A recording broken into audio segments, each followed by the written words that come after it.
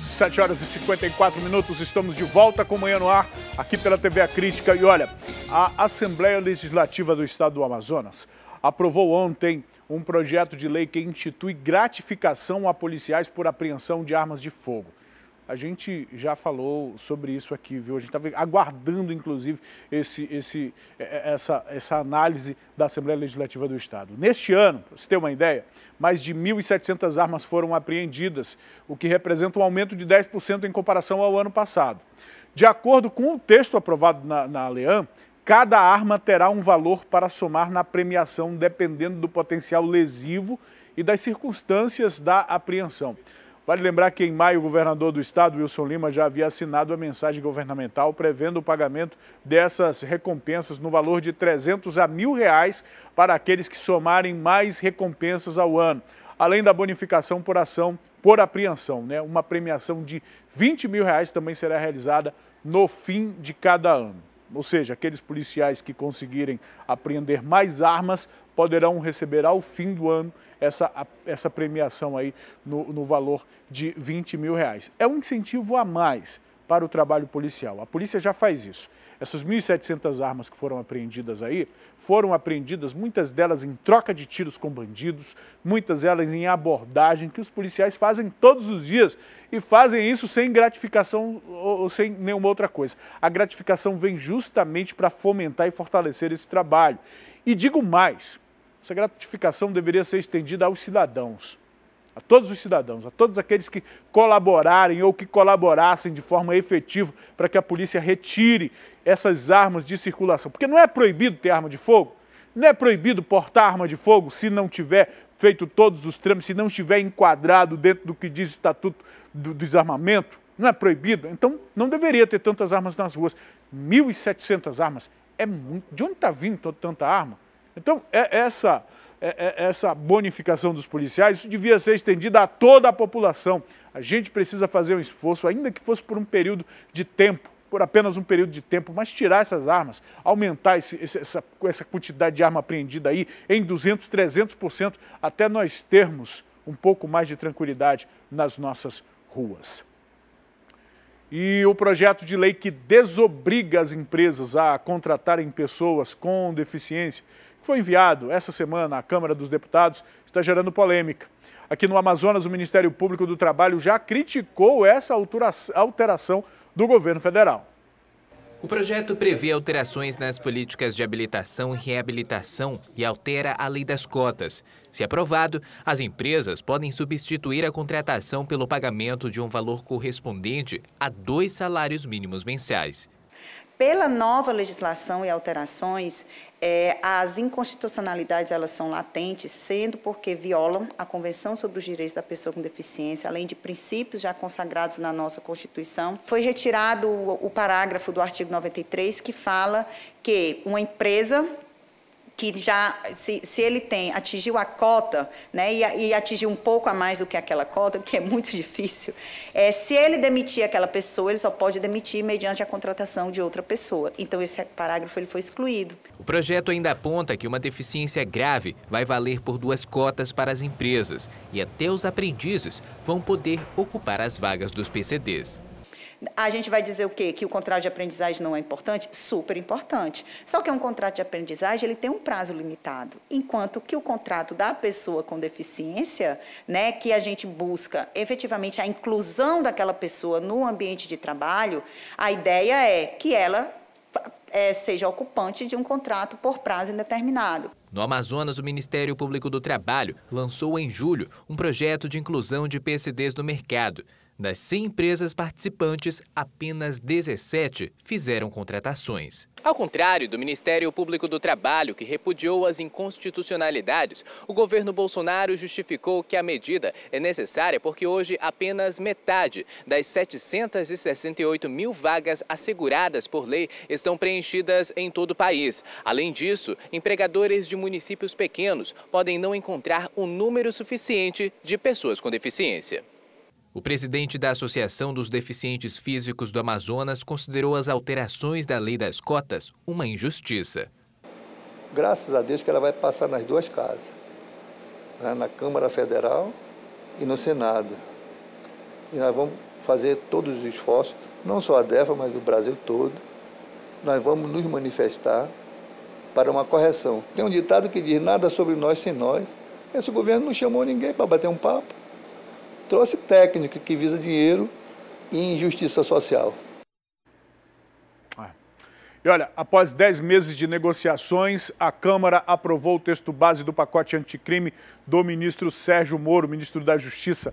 Mas as principais propostas apresentadas em fevereiro por Moro não foram aprovadas. São elas: a prisão após condenação em segunda instância e o trecho que ampliava o excludente de licitude para policiais e membros das Forças Armadas, tratado pela oposição como licença para matar, não foram aprovados. A votação é uma derrota para Moro e também para a bancada lavajatista, que até o último momento defendeu a aprovação do texto original. Foram 408 votos a favor, 9 contra e 2 abstenções. A gente sabe que o excludente de licitude e a questão da segunda instância já estavam realmente de fora do pacote anticrimes, mas o que a gente realmente espera é que nesse pacote tenham sido aprovados, por exemplo, o agravamento da pena para o tráfico de drogas, o agravamento da pena para a reincidência em pessoas envolvidas com o tráfico de drogas, o aumento da pena para membros de facção criminosa que depois de presos voltem a ser pegos praticando o mesmo crime e ainda com o mesmo grupo criminoso, a autorização para que policiais possam atuar de forma disfarçada, para que a polícia possa fazer flagrantes e tantas outras medidas que estão incluídos e que estavam incluídos no pacote anticrime, para além da prisão da segunda instância, para além do excludente de ilicitude e que podem sim reforçar em muito o trabalho da segurança pública, não só em Brasília, mas em todo o país, inclusive aqui no estado do Amazonas. O ministro da Educação é convocado, viu, para se explicar. Foi convocado para se explicar, para ir ao Congresso Nacional e dar explicações. Abraham Weintraub é convocado pela Comissão de Educação e isso ocorreu por conta das polêmicas declarações do ministro em relação às universidades públicas que estariam aí com plantações de maconha.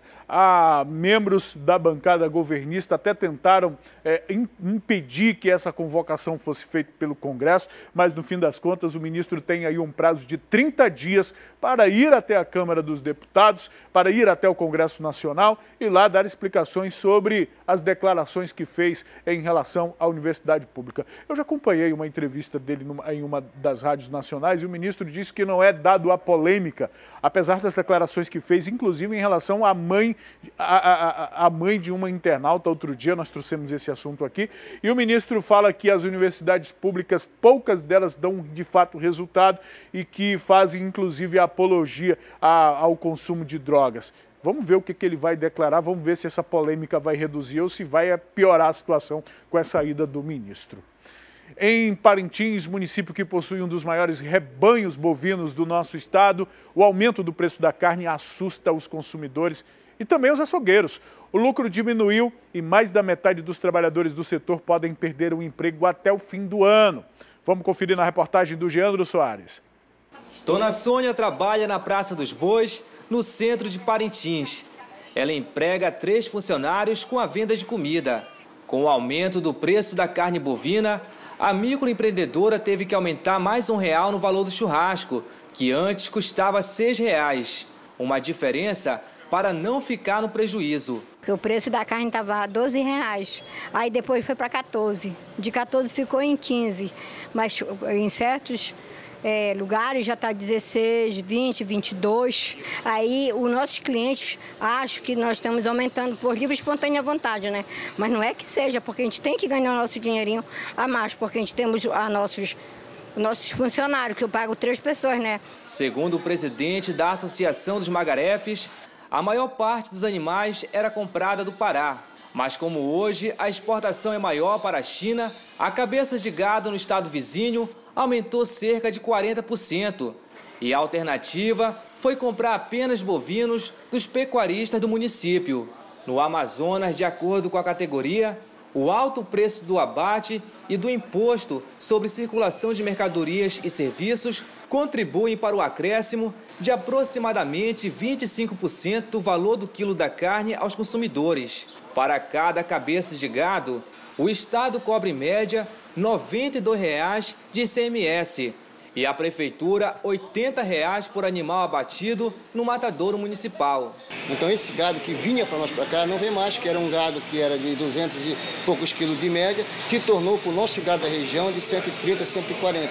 Então com esse ICMS nós não temos condições, nós praticamente, hoje em dia de 100 e poucos açougueiros, talvez fiquem uns 20 abertos. Mesmo com o preço mais elevado, este magarefe que tem um açougue no bairro Paulo Corrêa, zona sul da cidade, afirma que o movimento no estabelecimento não diminuiu, mas, segundo ele, quem antes comprava 10 quilos de carne, agora compra 7, por exemplo. Isso desfavorece muito a pessoa os açougueiros, né, que vendem a carne. Aí o que acontece?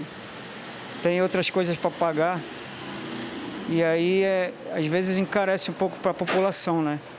A gente procura equilibrar isso para não ter muito aumento, né? Os açougueiros pedem apoio do poder público para frear o aumento do produto e temem que mais da metade dos funcionários sejam demitidos até o final do ano. Nós estamos tirando mais de 200, 300 pais de família da circulação do mercado da carne, por esse motivo. A situação é crítica. O rebanho do município, que já foi o maior do Amazonas, sofre queda desde a década de 80 e ocupa atualmente a 5ª posição no estado, com 55 mil cabeças. A Associação dos Pecuaristas de Parintins aposta na melhoria genética dos animais bovinos para retomar o crescimento do setor. E a gente precisa trabalhar ativamente, a gente tem conversado muito, né, com os pecuaristas, conversado com as agências, né, tanto da FEAM quanto do BASA, até mesmo com o IDAM, para a gente elaborar uma nova forma de fazer pecuária na nossa região, onde o produtor possa ter um apoio técnico acima de tudo e apoio de mecanização. Nós precisamos sair da época do machado, do terçado e da enxada para partir para a mecanização, com o uso de implementos agrícolas, de tratores, que a gente possa ter uma melhor condição de produzir pastagem e, consequentemente, melhorar a genética do nosso rebanho. Uma situação complicada, né?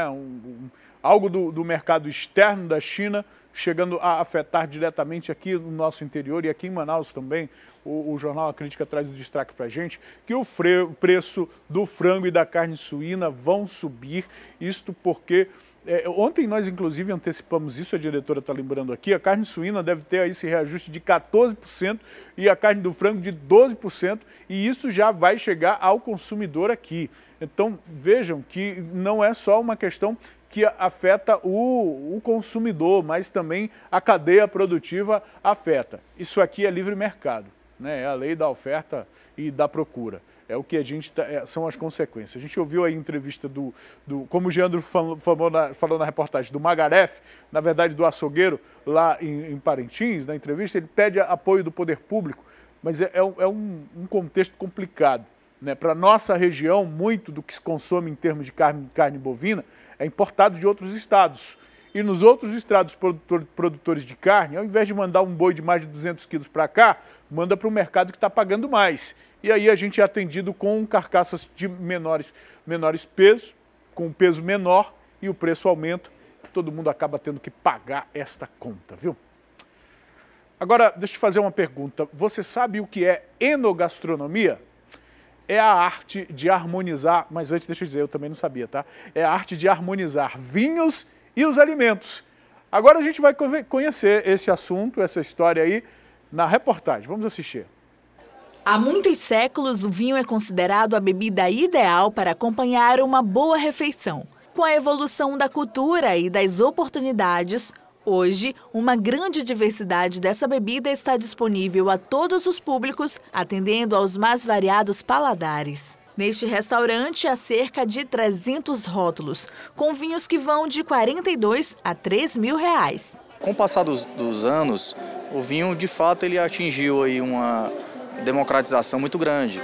As pessoas cada vez mais têm o hábito de comprar vinhos e levar para consumir em casa e até mesmo procurar, ao chegar no estabelecimento, em um restaurante, muitas pessoas já chegam procurando pelos vinhos, pedindo a carta de vinhos para conhecer as opções. Quando pensamos em harmonizar determinada iguaria a um vinho, alguns fatores precisam ser considerados. Um vinho branco, normalmente ele harmoniza com pratos com proteínas mais leves, com proteínas como pescados, frutos do mar, uma proteína mais leve. Um vinho tinto ele harmoniza mais com carnes vermelhas. Por exemplo, um bom filé ele harmoniza com um vinho tinto. E aí vai depender como é que é o molho desse filé. A depender de como é o molho, se é um molho mais forte, um molho mais leve, aí você vai harmonizar com um vinho tinto de uma uva mais marcante ou de uma uva mais leve. Existem algumas combinações clássicas e tradicionais que levam em conta costumes étnicos e regionais, como é o caso das peculiaridades gastronômicas da nossa terra. Vinhos mais leves, mais refrescantes, que são servidos numa temperatura mais baixa, eles harmonizam perfeitamente com os vinhos, com os peixes da região. O objetivo principal dessa harmonização é um agradável e correto casamento de percepções sensoriais da bebida e da comida, exaltando e nunca se sobrepondo às características individuais de cada um. E por falar em casamento, a harmonização de vinho com comida pode ser comparada a este enlace matrimonial. Raramente é perfeito. Para dar certo, deve seguir regras mínimas. Exige criatividade para renovação constante. Este casal veio de São Paulo, estão há 6 meses na capital amazonense e acertaram em cheio na escolha do prato e do vinho. Eu particularmente prefiro, o vinho branco com frutos do mar e o vinho tinto com carne vermelha. Tínhamos muito costume em São Paulo, que tem um clima um pouco mais ameno, de tomar aí pelo menos umas 2 vezes por semana um bom vinho em casa. Se você ainda não tem a prática e conhecimento em escolher o vinho ideal para cada tipo de prato, não se preocupe. Existe no mercado um profissional apto a ajudar nessa escolha. É o sommelier. Um bom profissional está, sem dúvida, à disposição para orientar e fazer com que um bom vinho realce ainda mais o sabor do alimento. A parte boa e prazerosa da arte de harmonizar a comida com a bebida é a possibilidade de infinitas novas combinações e experimentos que possam trazer novas sensações ao paladar. O prazer do vinho é você ir experimentando e testando com aquele alimento ou com outro e cada um vai desenvolvendo o seu próprio paladar para o vinho. Legal, né? Interessante. O problema é esse preço da carne subindo aí, né? Fica complicado o caboclo a harmonizar com o bolso. Mas para quem pode, fica a dica aí da reportagem da Paula, viu? Vamos fazer um intervalo? Daqui a pouco, depois do intervalo, a gente traz os destaques da Feira do Livro do Sesc, viu? Uma oportunidade importante para a família, sobretudo para incentivar a criança à leitura. E daqui a pouco também tem as emoções do A Bordo, o reality da TV A Crítica. É já, depois do intervalo.